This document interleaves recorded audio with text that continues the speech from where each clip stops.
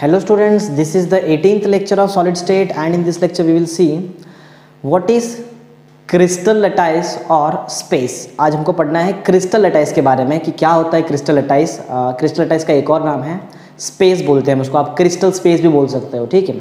तो ये हमारा क्वेश्चन है, क्वेश्चन नंबर 18 और टॉपिक है हमारा क्रिस्टल लैटिस। क्रिस्टल लैटिस बोल सकते हो, क्रिस्टल लैटिस आप बोल सकते हो, ठीक है। इसका एक और नाम है, इसको हम स्पेस भी बोलते हैं, ठीक है। और कभी कभी हम इसको क्रिस्टल स्पेस भी बोलते हैं, तो ठीक है आप समझ लेना। और क्रिस्टल स्पेस भी लिख देता हूँ मैं यहाँ पे, और क्रिस्टल स्पेस, ठीक है। क्रिस्टल स्पेस भी नाम है, ओके। तो इसके बारे में हमको पढ़ना है। जस्ट हमारे टेक्स्ट बुक में देखा जाए तो सिर्फ एक छोटा सा डिफाइन दिया है इसके बारे में, ठीक है, उतना काफ़ी नहीं है। तो एकदम डिटेल में देखते हैं कि क्या होता है क्रिस्टल लैटिस और स्पेस और क्रिस्टल स्पेस। देखो, सबसे पहली बात आपको ये समझना पड़ेगा कि जो क्रिस्टलाइन सॉलिड होता है, ठीक है, क्रिस्टल नाम आया मीन्स ये क्रिस्टलाइन सॉलिड का ही पार्ट है, ठीक है। तो जो क्रिस्टलाइन सॉलिड होता है उसमें जो कंस्टिट्यूएंट पार्टिकल्स होते हैं, that all constituent particles are arranged in regular repeating pattern. वो पर्टिकुलर पैटर्न में अरेंज होते हैं, ठीक है। कौन? Constituent particle of crystalline solid, ठीक है। अगर वो कंस्टिट्यूएंट पार्टिकल जो क्रिस्टलाइन सॉलिड के हैं, अगर हम उसको 3 डायमेंशन में रिपीट करें, 3 डायमेंशन में, एक्स एक्सिस में रिपीट करें, वाई एक्सिस में और जेड एक्सिस में रिपीट करें, तो जो स्पेस क्रिएट होगा उसको हम बोलेंगे क्रिस्टल लैटिस या फिर क्रिस्टल स्पेस बोल सकते हैं, ठीक है। बहुत सिंपल सा डिफाइन है, कुछ भी डिफिकल्ट नहीं है। फिर से सुनना, एक बार ध्यान से सुनना।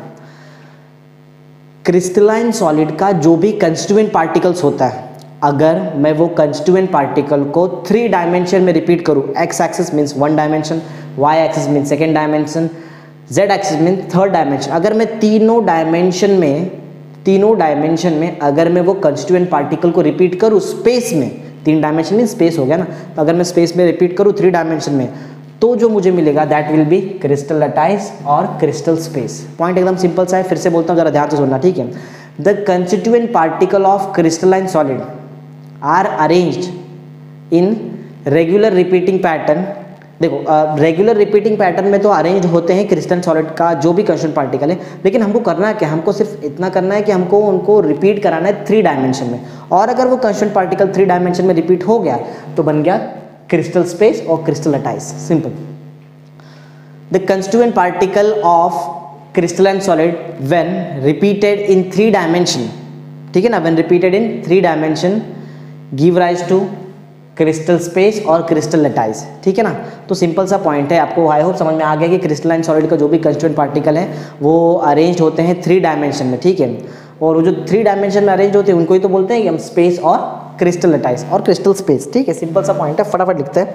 तो पॉइंट नंबर 1 जो है, जो मैंने आपको यहाँ पे बताया है, वो है कंस्टिट्यूएंट पार्टिकल के बारे में, ठीक है। किसका कंस्टिट्यूएंट पार्टिकल? क्रिस्टलाइन सॉलिड का।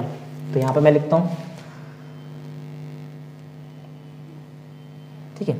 व्हेन, कब बताया था ना मैंने, when constituent particle of crystalline solid, ठीक है ना। इसको हमको रिपीट, किसको रिपीट करना है तो बताना पड़ेगा ना, और कब रिपीट, जब ये कंडीशन सेटिस्फाई होगा तो ही बनेगा क्रिस्टल स्पेस। व्हेन कंस्टिट्यूएंट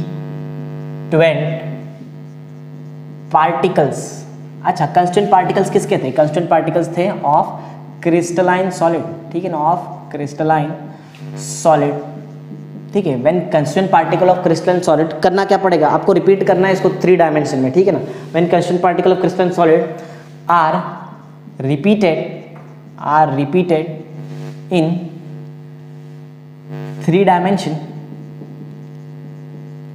ठीक है। अगर हम इसको कंस्टिट्यूएंट पार्टिकल जो क्रिस्टलाइन सॉलिड का है, अगर मैं उसको रिपीट करूँ 3 डायमेंशन में, रिपीट मीन्स अरेंज करेंगे और क्या, ठीक है। रिपीट मीन्स समझ जाना, ये मैं रिपीट लिखा है, रिपीटेड मीन्स यहाँ पे अरेंज्ड होगा, अरेंज कर रहे, ठीक है, अरेंज्ड इन 3 डायमेंशन, देन क्या बन जाएगा? देन इट फॉर्म्स,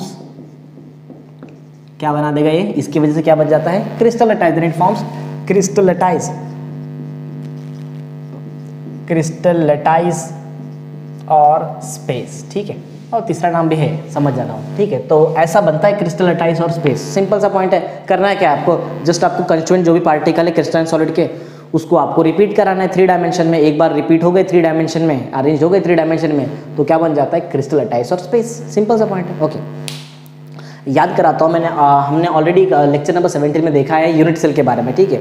तो यूनिट सेल का लॉजिक यहाँ पे बहुत लगने वाला है, क्योंकि क्रिस्टल लटाइस में कल याद है जब मैंने आपको यूनिट सेल बता रहा था तब मैंने आपको लेटाइस पॉइंट्स बताए थे, रेड कलर से मैंने बनाया था लेटाइस पॉइंट, ठीक है। आज भी बना देता हूँ एक बार, फिर रिकैप कर लेते हैं हम, क्योंकि आगे का सेकेंड, थर्ड और फोर्थ जो पॉइंट है ना वो लेटाइस पॉइंट पे बेस्ड है, लेटाइस पॉइंट। चलो मैं आपको लेटाइस पॉइंट पहले बताता हूँ क्या होता है, ध्यान देना एकदम अच्छे से। चलो हम थोड़ा डायग्राम बड़ा बना ही लेते हैं तो और अच्छे से एकदम क्लियर समझ में आएगा आपको, ओके। तो मैं यहाँ बनाता हूँ, ऑलमोस्ट इधर बनाता हूँ, क्योंकि यहाँ पे और हमारे पास पॉइंट्स भी है, ठीक है।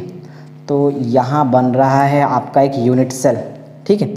तो जो यूनिट सेल मैं बना रहा हूँ यहाँ पे ध्यान से देखना, इसमें मुझे आपको 3 पॉइंट समझाना है, पॉइंट नंबर 2, पॉइंट नंबर 3 और पॉइंट नंबर 4 आपको यहीं से देख के समझ में आएगा, ठीक है। तो कैसे करेंगे मैं आपको दिखाता हूँ, देखो वो 3 पॉइंट्स क्या क्या हैं वो बताता हूँ आपको। वैसे आगे का जितना भी पॉइंट है सब इसी पे बेस्ड है, ठीक है। तो ये आना बहुत ज़रूरी है। तो ये बन गया हमारा यूनिट सेल रेडी, ठीक है। ये यूनिट सेल हो गया, बेसिक प्रिमिटिव यूनिट सेल मैंने बनाया, ठीक है। इसको आप सिंपल क्यूबिक यूनिट सेल भी बोल सकते हैं, ठीक है। बेसिक सिंपल सा क्यूबिक यूनिट सेल, ओके। अच्छा हाँ, मेरा जो पॉइंट नंबर 2 है वो पॉइंट नंबर 2 ये है कि लेटाइस पॉइंट जो होता है, लेटाइस पॉइंट रिप्रेजेंट क्या करता है, वो मेरा पॉइंट नंबर 2 है, ठीक है। अच्छा उससे पहले मैं आपको बताना पड़ेगा कि लेटाइस पॉइंट क्या होता है, ठीक है। तो मैं आपको यहाँ बता देता हूँ, ये दिख रहा है जो मैं यहाँ पे रब कर रहा हूँ, यहाँ पे इधर ही आएगा आपका लेटाइस पॉइंट, ठीक है। यहाँ पे आता है लेटाइस पॉइंट, ये पार्ट होगा लेटाइस पॉइंट, ओके। ये देखो ये है जो रेड कलर से मैंने बनाया है, दिस इज लेटाइस पॉइंट, इसको ही बोलते हैं हम लेटाइस पॉइंट, ये है लेटाइस पॉइंट, ओके। ये जो मैं बना रहा हूँ, ओके। तो ये लेटाइस पॉइंट एक्चुअल में यूनिट सेल में क्या रिप्रेजेंट करता है वो हमारा पॉइंट नंबर 2 है, ठीक है। दिस लेटाइस पॉइंट, ठीक है। लेटाइस पॉइंट का एक और नाम है, हम इसको लेटाइस साइट भी बोलते हैं, SITE, लेटाइस साइट, ठीक है ना, ध्यान से सुनना। दिस लेटाइस पॉइंट और लेटाइस साइट रिप्रेजेंट्स एटम को रिप्रेजेंट करता है, किसको, एटम को रिप्रेजेंट कर सकता है, मॉलिक्यूल्स को भी कर सकता है, आयंस को भी कर सकता है। तो पॉइंट नंबर 2 ध्यान से सुनना, this lattice point represents atoms, molecules और आयंस। पॉइंट क्लियर, एकदम सिंपल सा पॉइंट आपको सिखा रहा हूँ मैं, ठीक है। तो पॉइंट नंबर 2 लिखते हैं, दिस लेटाइस पॉइंट, सेकेंड नाम आपको लिखना है तो लिख देना, नाम याद रखना, नाम है लेटाइस साइट, ठीक है, सेकेंड नाम है इसका, okay. This lattice point represents क्या रिप्रेजेंट करता है, रिप्रेजेंट करता है एटम को, रिप्रेजेंट्स एटम्स, ठीक है। एटम को रिप्रेजेंट कर सकता है, मॉलिक्यूल्स को रिप्रेजेंट करता है और आयंस को भी रिप्रेजेंट कर सकता है, ठीक है। तो पॉइंट नंबर 2 भी आपके लिए एकदम क्लियर हो गया, ठीक है। अच्छा चलो पॉइंट नंबर 3 पे स्टार्ट करते हैं। मैं आपको बताता हूँ कि पॉइंट नंबर 3 क्या है। पॉइंट नंबर 3 जो मैं आपको यहाँ पे लिख के बताऊँगा, ये पॉइंट मैंने आपको ऑलरेडी यूनिट सेल में सिखा दिया है, फिर भी मैं यहाँ पे एक बार रिपीट आपको बता ही देता हूँ। देखो ये लेटाइस पॉइंट से आइडेंटिकल होता है और हो सकता भी है, ठीक है।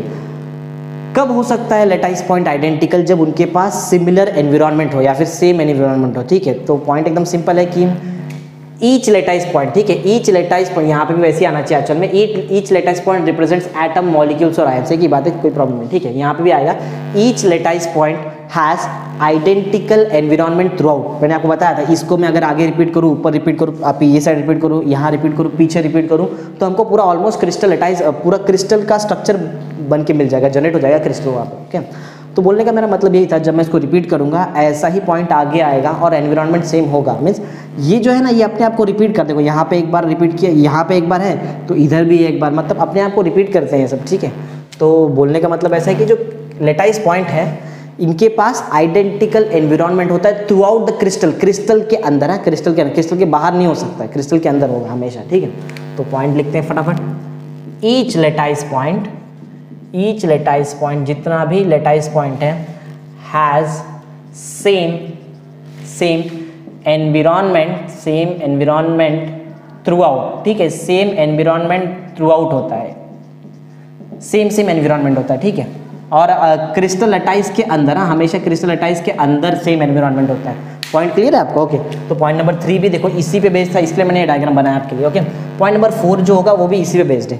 पॉइंट नंबर 4 ऐसा है कि नाम क्या है, ठीक है, ये दिख रहा है, ये दिख रहा है, ये इसको क्या नाम दिया है, ठीक है। इसका जो नाम मैंने आपको ऑलरेडी मैंने यहाँ पहले ही बता दिया है, इसको हम लेटाइस पॉइंट बोलते हैं, ठीक है। लेटाइस पॉइंट बोलते हैं या फिर हम इसको लेटाइस साइट भी बोलते हैं ना, जैसे मैंने बताया था यहाँ पे आपको लिखना है तो लिख सकते थे, याद है मैंने आपको जस्ट अभी बताया था। तो मेरा पॉइंट जो फोर्थ वाला पॉइंट है इसमें आपको एक नाम बताना है, ये देख रहे ये इसका नाम आपको बताना है, इसका नाम मैंने आपको ऑलरेडी बता दिया है, यूनिट सेल में बताया और आज भी बताया, 2 नाम बताया मैंने इसको हम लेटाइस पॉइंट बोलते हैं, ठीक है ना, इसको हम लेटाइस पॉइंट बोलते हैं, लेटाइस साइट भी बोलते हैं, ठीक है। तो आप ऐसा भी लिख सकते हो, each lattice point is also called as lattice site, ठीक है, सिंपल सा पॉइंट है, लिख सकते हैं each lattice point is also called as lattice site, each lattice point is also called as lattice site, ठीक है। साइट का मतलब तो आपको पता ही होगा, एसआईटी की साइट का मतलब क्या होता है, ठीक है, एक पर्टिकुलर पोजीशन, ओके। तो ईच लेटाइस पॉइंट को हम लेटाइस साइट भी बोलते हैं, ये भी मैंने आपको बता दिया। चलो पॉइंट नंबर 5 ये है कि अगर मुझे कोई क्रिस्टल का ज्योमेट्री देखना है, ज्योमेट्री डिसाइड करना है, तो वो ज्योमेट्री कैसे डिसाइड करेंगे, वो हमारा पॉइंट नंबर 5 है। देखो कैसे डिसाइड किया जाता है, बहुत सिंपल सा है। देखो लेटाइस पॉइंट्स तो आपके पास ऑलरेडी है, ठीक है ना, लेटाइस पॉइंट तो आपके पास ऑलरेडी है। करो क्या, जस्ट स्ट्रेट लाइन से लेटाइस पॉइंट्स को ज्वाइन कर दो, ठीक है। लेटाइस पॉइंट्स को अगर मैं स्ट्रेट लाइन से ज्वाइन कर दूंगा तो जो स्ट्रक्चर मिलेगा, देखो ये तो क्यूब मिल रहा है यहाँ पे, मीन्स क्यूब वाला स्ट्रक्चर है, ठीक है। तो ज्योमेट्री क्या है इसका, ज्योमेट्री क्यूबिकल ज्योमेट्री है। तो ज्योमेट्री बताते हैं कैसे, हम कोई भी क्रिस्टल का ज्योमेट्री कैसे बताते हैं, just by joining with the straight line, ठीक है, the centres of the constituent particles और लेटाइस पॉइंट और लेटाइस साइट। आप इसको कंस्टिट्यूएंट पार्टिकल भी बोल सकते हैं, मैंने आपको यहाँ बताया कि क्या रिप्रेजेंट करता है, ये कंस्टिट्यूएंट पार्टिकल्स है ना, एटम मॉलिक्यूल्स हैं, ये सब क्या है, कंस्टिट्यूएंट पार्टिकल्स है, ओके। तो मेरा लास्ट पॉइंट ऐसा है कि ज्योमेट्री अगर मुझे क्रिस्टल का डिसाइड करना है तो कैसे डिसाइड किया जाता है, the geometry of the crystal is decided by joining the centre of all constituent particles और लेटाइस पॉइंट और लेटाइस साइट, ठीक है ना, सिंपल सा पॉइंट है। तो 5th वाला पॉइंट ऐसा है कि अगर मुझे ज्योमेट्री चेक करना है कोई भी क्रिस्टल लेटाइस का, तो मैं कैसे करूँगा, मुझे लाइन्स ज्वाइन करना पड़ेगा, ठीक है। Geometry of what, geometry of crystal lattice is decided, ठीक है, geometry of crystal lattice is decided by, लिखा क्या, कैसे डिसाइड किया था हमने, decided by joining with the straight line the centre of all constituent particle,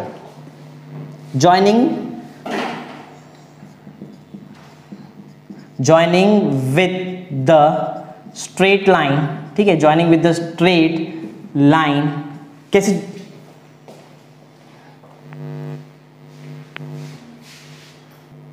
okay student, जैसे मैं आपको बता रहा था कि ज्योमेट्री कैसे बताते हैं हम क्रिस्टल लेटाइस का, अगर मुझे ज्योमेट्री बताना है तो क्या करेंगे, geometry of crystal lattice is decided by joining with the